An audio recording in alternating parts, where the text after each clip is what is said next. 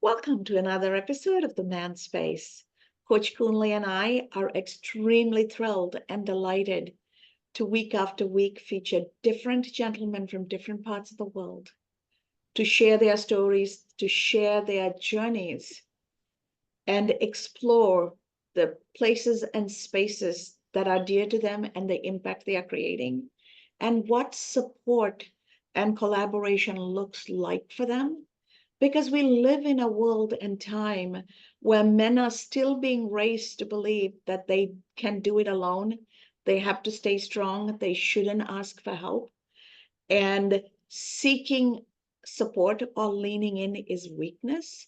All of this is socially constructed negativity that is actually permeating our society. And Coach Kunle and I are determined to bust that false premise and Mm. create a space where we truly understand men are human too. And as such, as humans, we are feeling beings who have the capacity to think and act and be creative. But fundamentally, we're all feeling beings. And Mhm. that's where we start. That's where we recognize one another. And that's where we start honoring one another.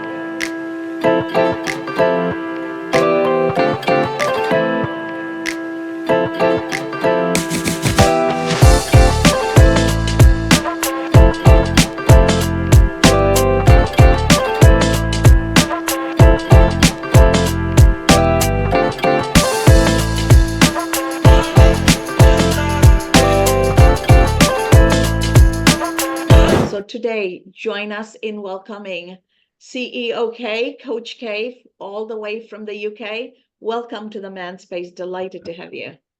Thank you for having me, man. It's a pleasure to be here. Our honor. You are a recommendation from one of our past guests, from one of my former students, and you come very highly recommended. And you are a CEO of your own creative coaching approach. Hmm. And you are transforming lives and you are transforming the industry. Talk to us a little bit about what got you started in this endeavor because it's not something you grow up wanting to do, right? It's not the traditional upbringing. No, my journey started at about 14. I watched a film called Wild Style, and it had a dramatic effect on me. It's a film about American hip hop and how it started in the Bronx.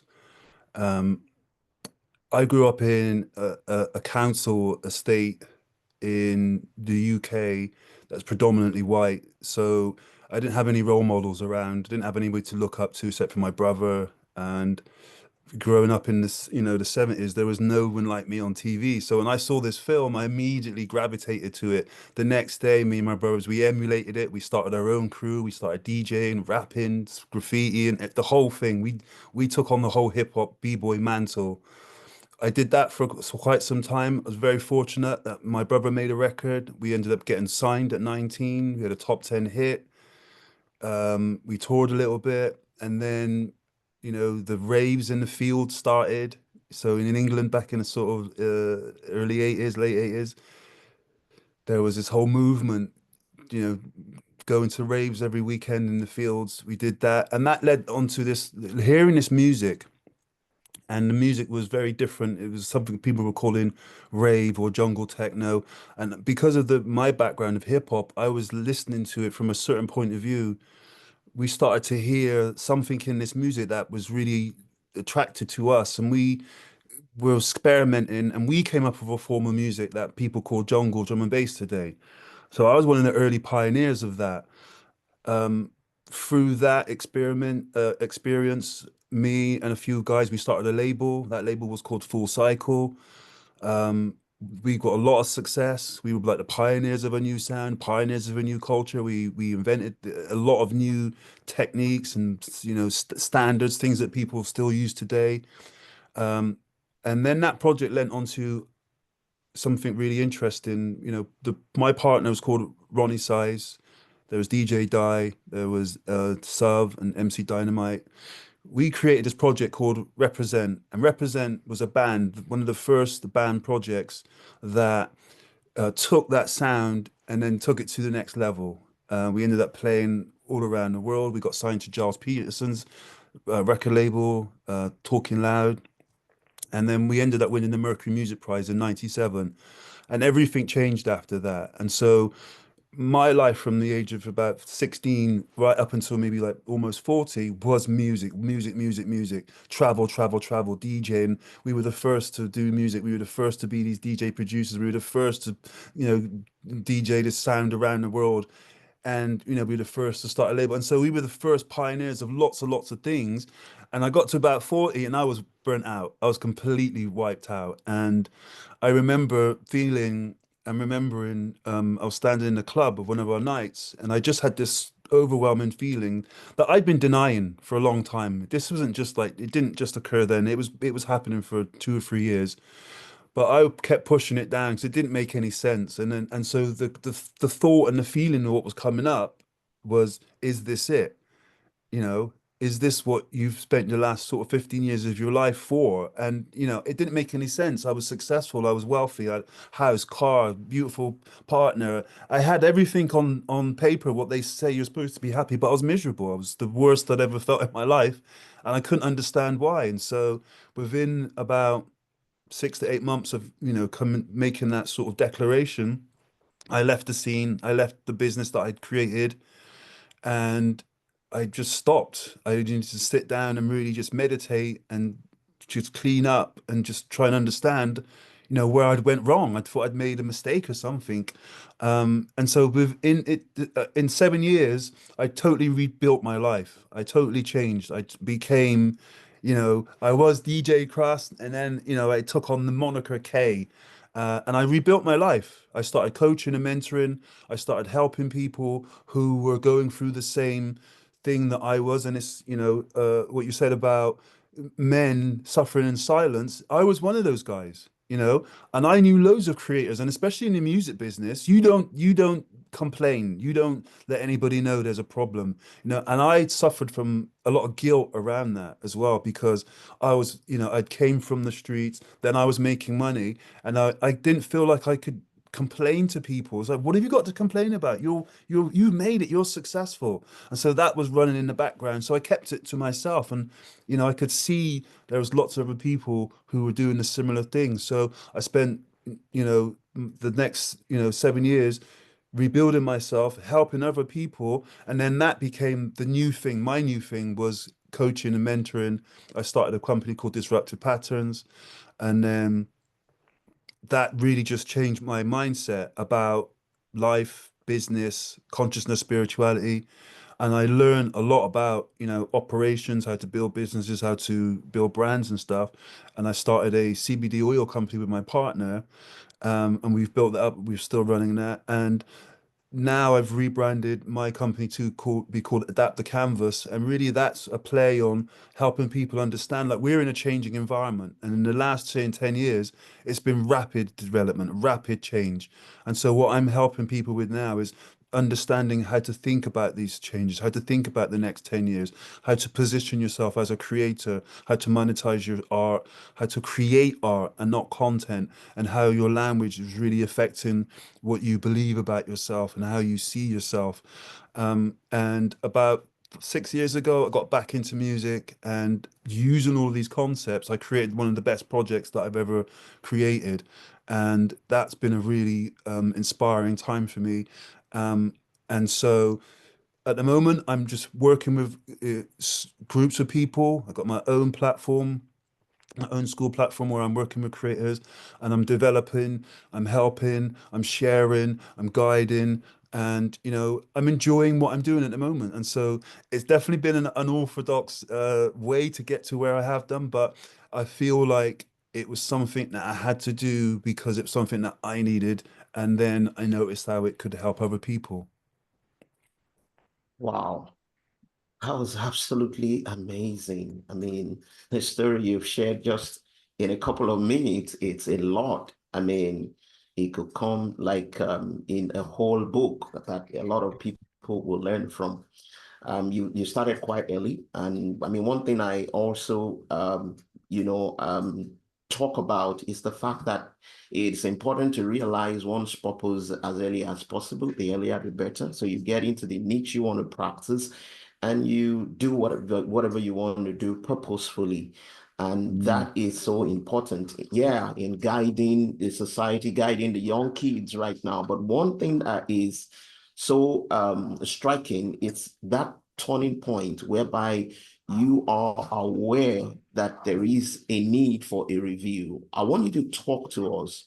How did this happen? Because there are 1,001 people who might be watching this who might also be at that twilight zone, maybe a point of indecision. I mean, you're having the fame, you're having the fortune, you're having the applause from people and all the rest, but there must have been something that is somehow missing, the missing link. How did you come to that self-awareness? And then what can people do in that particular state to realize that there is a need for a rebuild that could take them from that down state to where you are currently now? Yeah, it's a lot about self-awareness and honesty as well. And I think that it took it took me 3 years to make the decision. So it wasn't like I just woke up that day and I had that epiphany and then I did it. It was like it was going on in the background for a long time and I was pushing it away because, like I said, it didn't make sense on paper. And from a success point of view, it looked like I'd made it. It looked like I was a traditional rags to riches story. And for the first couple of years, maybe the first 7 years, it was fun. It was exciting. It was new, it was wonderful, it was really creative. It just got to a point where my passion for making music wasn't being fed. And I was moving too far away from that because of the success. And this is one of the traps of success, what most people won't get or understand until you actually get there. And it's unfortunate you have to get there to realize it. But the higher you go up, the less you're able to do the thing that got you there. And so for me, I wasn't making as much music. So that was my meditation. For me, sitting in the studio, making music every day, that was my passion. That was my meditation. That was the thing that got me excited. I was doing less and less of that. So I was spending more and more time on the road. So spending more and more time in our business. We were hiring. I was learning about business, and I was just noting myself shifting away from my core identity, and that was a problem. It's easy for me to say it now, but I didn't know it then. I didn't know what was going on. I didn't know what the solution was for it. I just knew my happiness was being reduced every day, and that was the thing that I noticed. I wasn't the sparky guy anymore. I wasn't like happy, and even when I sat in my studio, nothing was coming out.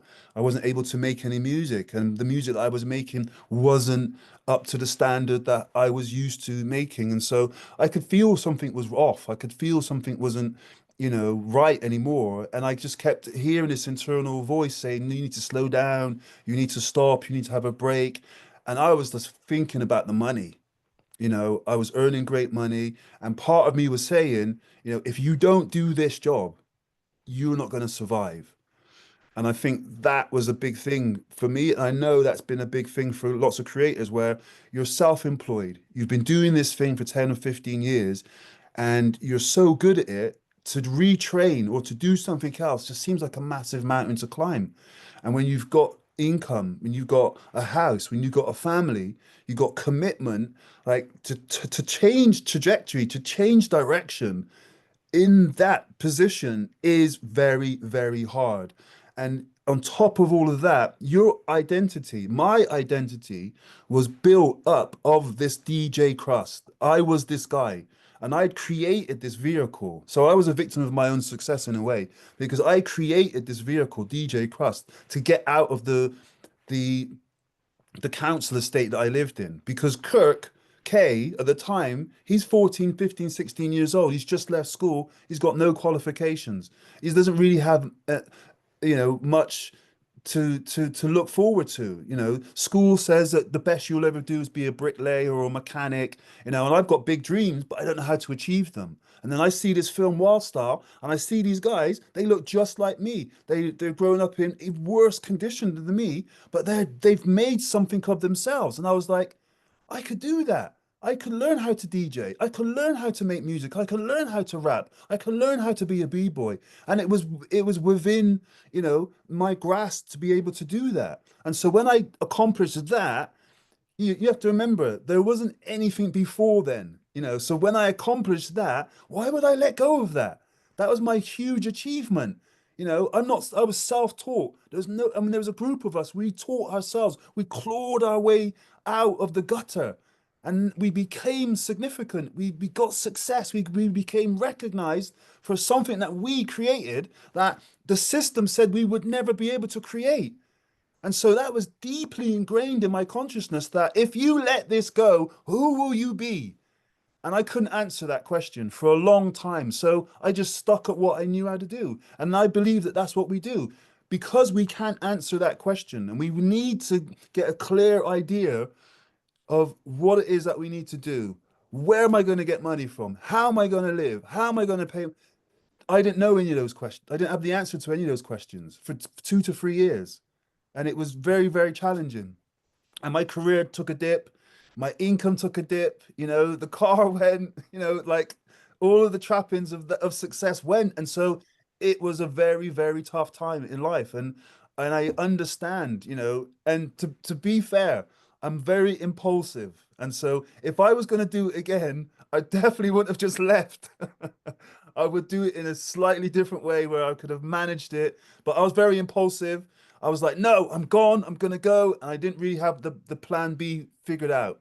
And so my advice today for people who are feeling like this is, first of all, if you're feeling like you're stuck in a rut and you're not being fulfilled. And so, I learned that wealth is what you have left when the money's gone. Because when my money ran out, I still had self-worth. I still had the capability to do something new. I still had the capability to take myself to the next level. And that's what I did. After 3, 4 months, K started to come back online. I could see clearly again. I could feel again. My imagination started working again. And I started to have ideas again that were outside of what I was normally doing. And I could feel, okay, well, and then one of the ideas was, go and find a book that can help you. I know it sounds obvious, but it was like, I didn't read back then. I read a manual for a studio, but this book, the first book I read was called Beyond Positive Thinking. And it was a huge book, and I read the book in a week, and I'd never read before, but I devoured this book, and it completely changed my life. That was my starting point. And after that, I've been a bookworm ever since. I devour books. I love reading now. And so that was a huge turning point for me. And whatever the book said to do, I did, and I noticed it worked. So first of all, get a clear idea. So what I tell my people to do is, like, what is your vision? What's the vision? You don't like where you are. What is the vision? Where do you want to be? What does that look like? Get a clear idea in your mind so that you can articulate it. When someone asks you, you can say it in a simple sentence. I want to live in France in a chateau on the lake. That's my dream. That's my passion. Great, cool. Write that down. Now let's figure out how you actually accomplish that. And so then we build step by step. We look at what's holding you back. We look at your language patterns. Your language tells me everything that you believe and think about yourself. So let's deep dive into the language. Let's start making some alterations. Let's reframe some of your experiences. And then let's look at creating some positive frames, some positive tools, some positive actions that are going to help you shift your emotional state, your beliefs, your view of yourself. Because our self-image is so strong that we will not stray from that. And we have to, so my self-image was the DJ Krust, and I wasn't straying from it because that's who I thought I was. It took me to reframe and to change my identity to become CEO K. And when I did that, everything started to happen to support that new version. And so I was lucky I had a community around me. And so the community around you is very important, because they need to now see you as the new version of yourself, so that they keep supporting that new version of yourself. Of course, you're going to bump into people who know you as your old self, but your job is to to spend as much time as possible with people who see you as your new self and support you as your new self. And then it's a game of accountability, journaling every day, monitoring yourself every day, constant reviews, 2 weeks, every 2 weeks, review what progress have I made. And if you've got a coach, talk to your coach, let them know about your progress, let them know about your journaling, let them know about what conditions that you're coming up against. And of course, there are lots of other tools and strategies that I help people with. You know, I'm trained in NLP, hypnosis, and stuff like that, coaching, and certain other modalities that we can get deeper inside people's mindsets and really help them release lots of traumas and stress and anxiety and beliefs that, you know, we've just been holding on to. And so there's a structure behind it, but the first thing definitely is just recognize, you know, what's the vision, and know that if you're feeling empty and you're feeling like there is more, but you don't know how to, that's a signal that you should start to investigate something else for yourself. That is fantastic to hear. Thank you so much, COK. It's amazing how time flies. 20 minutes have flown by. So what I would Wow. love to do is have you take a minute and share with our audience how they can reach you, how they can get a hold of you. And also in a few words, you talked about coming to terms with what really wealth is from an honest, self-introspective perspective with your spirituality and your self-awareness layered in. So based on that, what would be a closing thought or a word of wisdom you would have for us, for our audience? And then Coach Kunle will wrap this up. Yeah, I mean, people can find me on LinkedIn, Kurt Thompson on LinkedIn. They can find me on Instagram, Adapt the Canvas on Instagram, Adapt the Canvas on a Facebook as well. I think that, you know, I mean, the gratitude thing, I'll have to say, is probably the best piece of advice I can give people, only because I struggled with that myself. And so it took me a long time to really understand that. But today I really am focused on joy. I'm really focused on happiness, you know, family, well-being, um, and just trying to be an example to myself and my community and my family first. And if the people around me can respond to that, then that's a bonus. You know, my mission statement is to raise the consciousness of the planet through entertainment.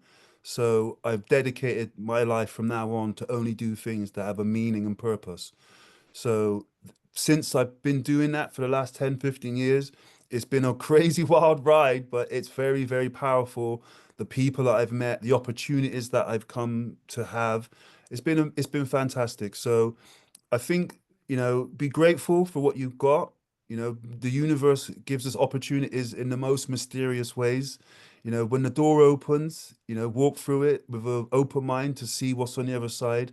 You know, be open as well to opportunities and where they come from. You know, you'll never know unless you take those first steps into the unknown as well. So, you know, the universe is an amazing, you know, maze of opportunities, and it's definitely an adventure for us to live. Thank you. Thank you very much. Thank you so much, COK. Your insightful words keep us asking for more. And I'm so sure that a lot of people after watching this will want to connect with you, because that is the essence of the man's space, whereby we create that platform where all men could be free to open up, share their views, share their insight, and we build ourselves together in becoming better and better with the passing of each day. We really appreciate your time, appreciate your insights, your contribution as you lay them bare, fresh, raw, and authoritative. You know, I mean, it connects a lot with everyone in the room, and you brighten up the room. That's one more thing. Thank you so much. For everyone who is watching, it's the man's space. Dr. Cass and I, you know how we do it, bringing up men who are valuable, who have, valuable insights to share, and for everyone to learn from the experience and learn also from whatever they have on the table. And just like I do say, engage with our platform, because you have more and more of this to come. Till we come your way next time, stay blessed. Cheers.